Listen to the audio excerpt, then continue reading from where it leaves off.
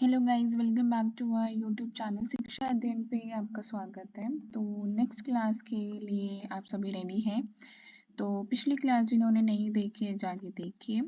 और आज हम कवर करेंगे यहाँ से नियो पियाजेन थ्योरी। डे 6 है ये।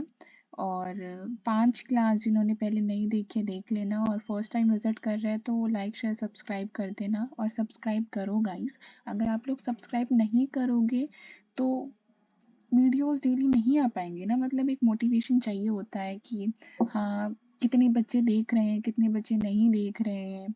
अगर बच्चे सिर्फ 1-2 देख रहे हैं तो देखो ऐसा काम नहीं चलने वाला है। आपको डेली देखनी पड़ेगी वीडियोस, क्योंकि पेपर आ गया है। नेक्स्ट ईयर पेपर होने वाला है और टाइम बहुत कम ही मान के चलो, ठीक है? क्योंकि इतने टाइम में आपकी बुक ही कवर हो पाएगी। तो ज़्यादा से ज़्यादा शेयर कर दो और सब्सक्राइब कर दो चैनल को, ताकि वीडियोस डेली आए एक मोटिवेशन के साथ, एक जज्बे के साथ कि बच्चे हैं जो सीख रहे हैं, जो सीखना चाहते हैं। ओके, तो neo Piagetian theory. Some developmental psychologists have sought to integrate elements of his theory with the information processing approach instead of describing a single general system. तो ये मत करो नियो पियाजेन थ्योरी, सीधा यहाँ से आओ कंटेक्चुअल पे। तो कंटेक्चुअल में क्या है? American psychologist Urie Bronfenbrenner bioecological theory identify 5 level इन्होंने आइडेंटिफाई किए किसके? ऑफ इन्वायरमेंटल इन्फ्लुएंस की। इन्वायरमेंट का क्या इन्फ्लुएंस पड़ता है बच्चों पर, ranging from very intimate to very broad. तो सबसे छोटा है micro, meso, exo, macro, chrono. ठीक है, तो MEMC, तो दैट इज माइक्रो। सबसे छोटा होता माइक्रो है ना। फिर उसके बाद मीसो, फिर एक्सो, फिर मैक्रो। ठीक है, मैक्रो आएगा। ये नहीं कि माइक्रो के बाद macro, no, micro, meso, exo, macro और क्रोनो। ओके, तो क्रोनो लास्ट में आता है।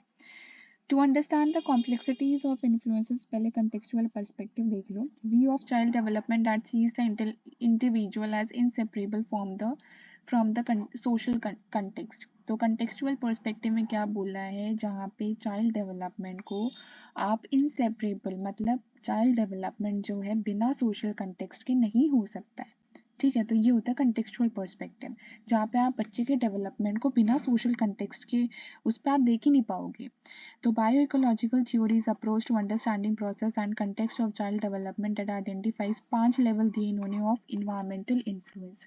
मैं इतनी जल्दी इसलिए पढ़ा रही हूँ, अगर आप लोग चाहते हैं कि मैं स्लो पढ़ाऊँ तो आप लोग कमेंट में मेंशन कर देना, अगर आप लोगों को ऐसा फील हो रहा है कि मैं बहुत फास्ट पढ़ा रही हूँ।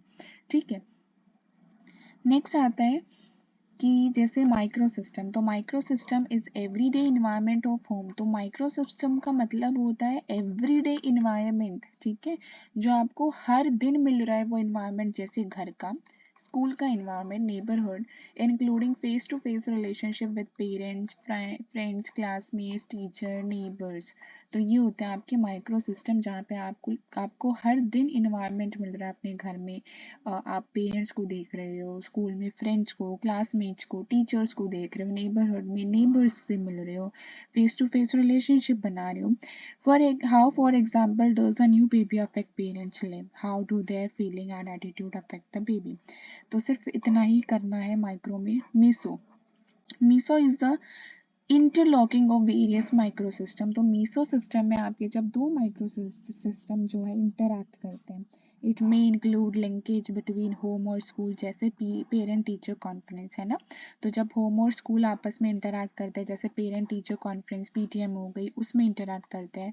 और between family and peer group, जैसे फैमिली और पीयर ग्रुप इंटरैक्ट करते हैं, such as relationship that develop among families of children in a neighbourhood play group. तो वो रिलेशनशिप जब फैमिलीज की अपनी नेबरहुड में बच्चों के साथ रिलेशनशिप डेवलप हो जाते हैं, तो उससे फैमिली और पीयर ग्रुप का इंटरेक्शन होता है। For example a parents bad day at work might affect interaction with the child later that evening in the negative way, despite never having actually gone to work place, the child is still affected by it. तो meso system में क्या होता है कि despite never having actually gone to work place, the child is still affected by it. और उससे पहले example है कि parents bad day at work, अगर पेरेंट्स का बैड डे है, अगर काम पे जहाँ पे वो काम करने जा रहे हैं अगर वहाँ पे उनका अच्छा दिन नहीं गया, तो ये भी जो है अफेक्ट करता है इंटरेक्शन विद द चाइल्ड बाद में। ठीक है, जब पेरेंट बाद में बच्चों के साथ इंटरेक्ट करते हैं तो ये बच्चों पे क्या डालते हैं, अफेक्ट डालते हैं। ठीक है, नेगेटिव तरीके से। एक्सोसिस्टम हो गया, जैसे consist of linkage between a micro system and outside system और institution that affect persons indirectly. तो एक्सोसिस्टम में हो गया जहाँ पे इनडायरेक्टली, वेरी इंपॉर्टेंट वर्ड है भाई।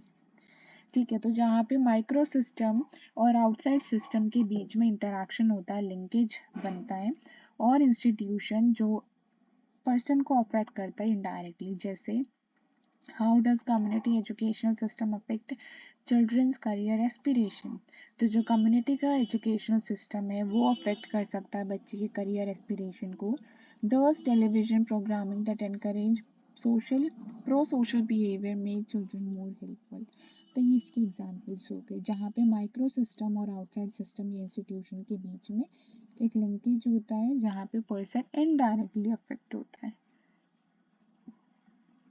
Next is macro system consists of overarching cultural pattern such as dominant belief, ideologies and ecology and political system।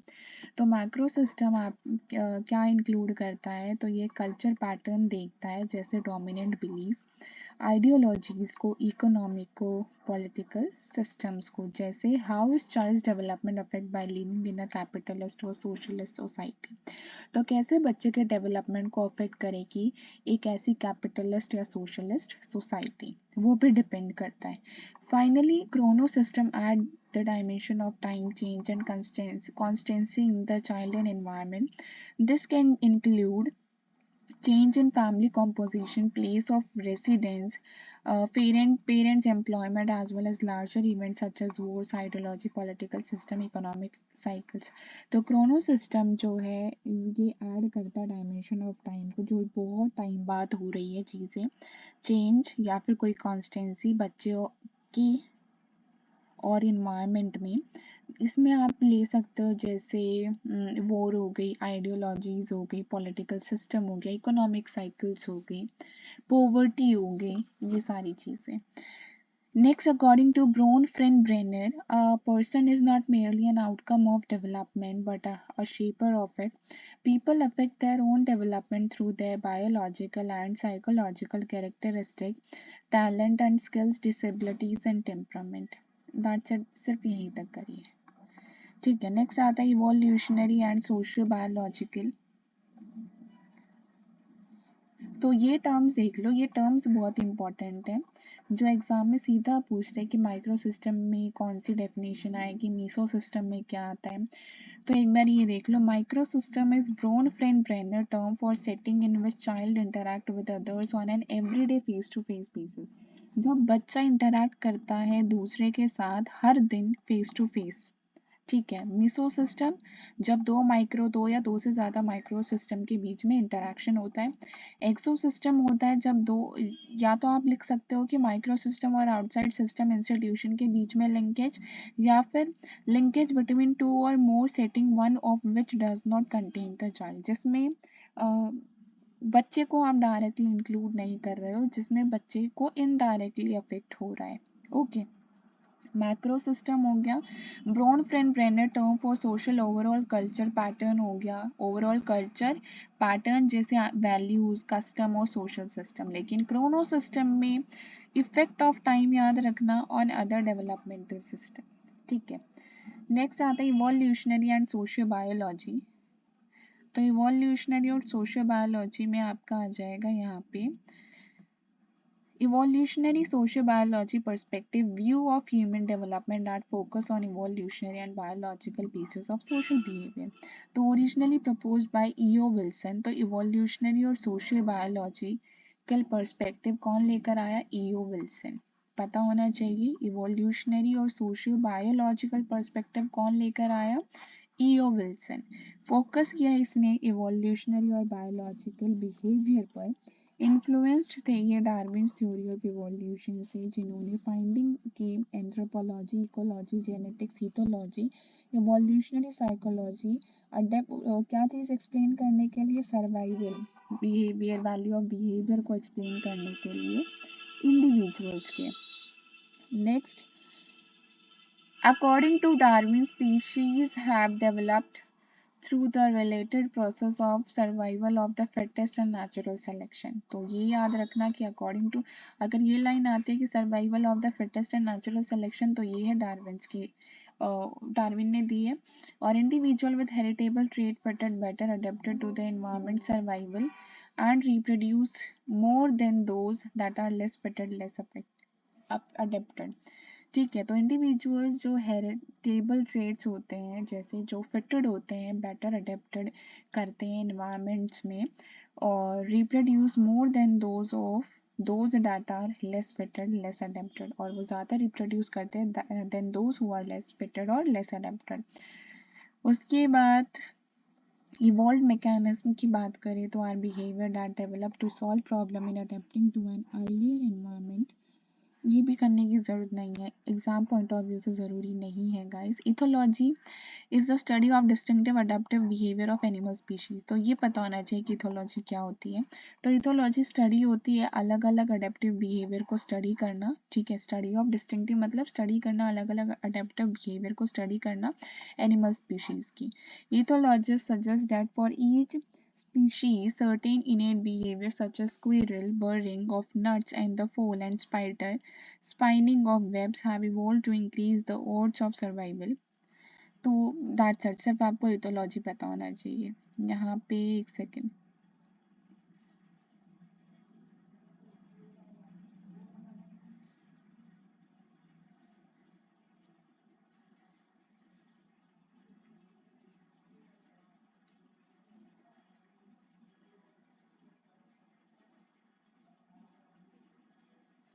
ये भी आप मत करो, इवोल्यूशनरी शिफ्टिंग बैलेंस रहने दे, ये भी adaptive value of maturity, research method. ठीक है, रिसर्च मेथड देख लेते हैं। Researchers in child development work with in two methodology tradition.